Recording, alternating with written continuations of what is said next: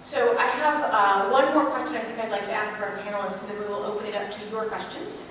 And that is, how do you all feel at the moment about the relationship with the United States Senate and what the advocacy community that we represent might be doing to help address some of what appear to be certain issues there?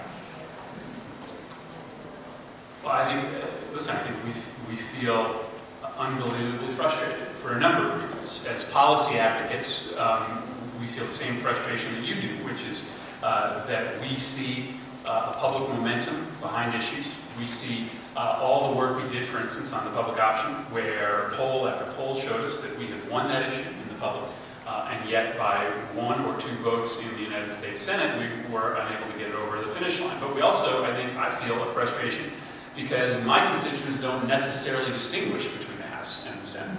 And so when they see something not getting done, they're not really tolerant of my argument, which is, well, it passed the House. That doesn't really wash. They hold us all accountable for the failure of these issues moving forward. Listen, I personally think that the 60-vote requirement in the Senate is a bastardization of the United States Constitution. And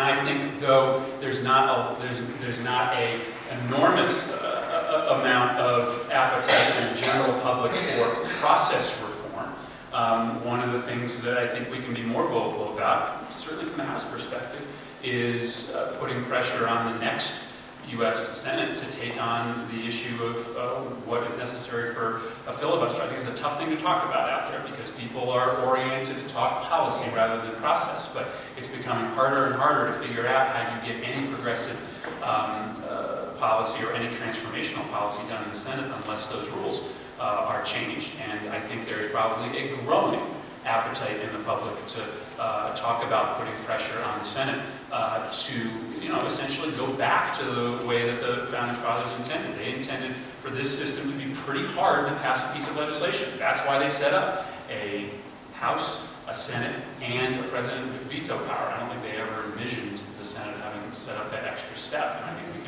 we can talk more about that as progressives. I think the Senate took the concept of deliberate body and put it into like a coma-like state to get stuff out of it.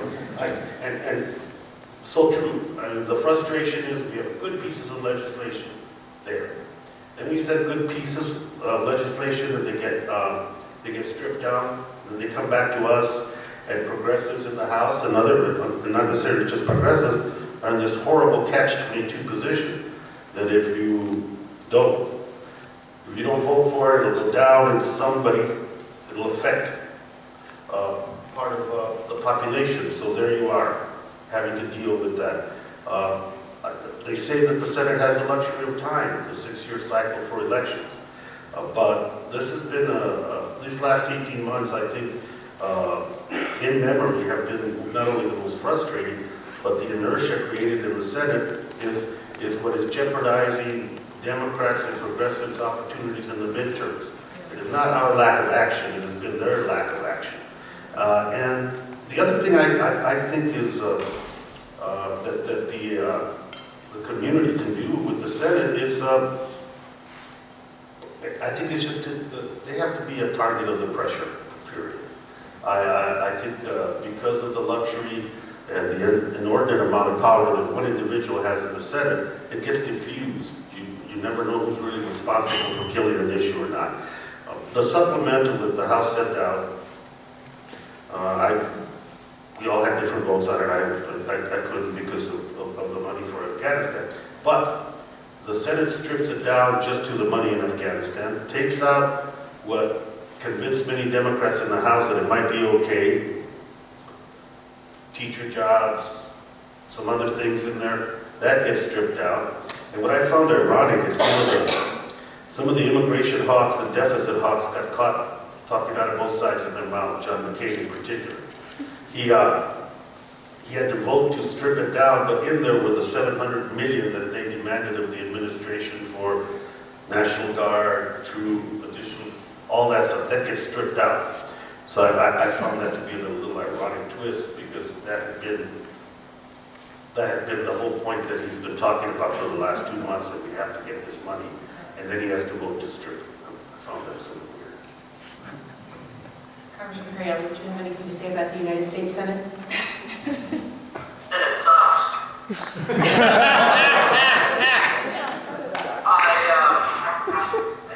It literally sucks the energy getting out of the vote. I think it sucks the urgency out of what we do. I mean, I think that, I go home to a district every weekend where some of our towns have over 20% unemployment. We have a town counting the team in terms of unemployment. We have people who are hurting. And when you think about the lack of urgency in the Senate on these job bills, it's soul crushing. And you think about back to the original stimulus a year and a half ago, with an opportunity to really rebuild America's competitive advantage, shift power back to working middle class America. And, we did do enough to prevent depression, and we helped a lot of families get through the tough times. But we could have done something bolder and more exciting for working middle class Americans, except for the Senate. And we see that over and over again, most recently with the disappointment in terms of strong energy independence legislation. Last couple weeks ago, China said we're going to make all of our solar and wind power ourselves. It's just another sector of the economy that we're passing, and we're absolutely messing up our climate in the process. But one of the things I didn't realize as much until I got to the House was how many times some of the more risk-averse members of the House will say, well, I would vote for that, but it's not going to pass the Senate anyway, so why bother?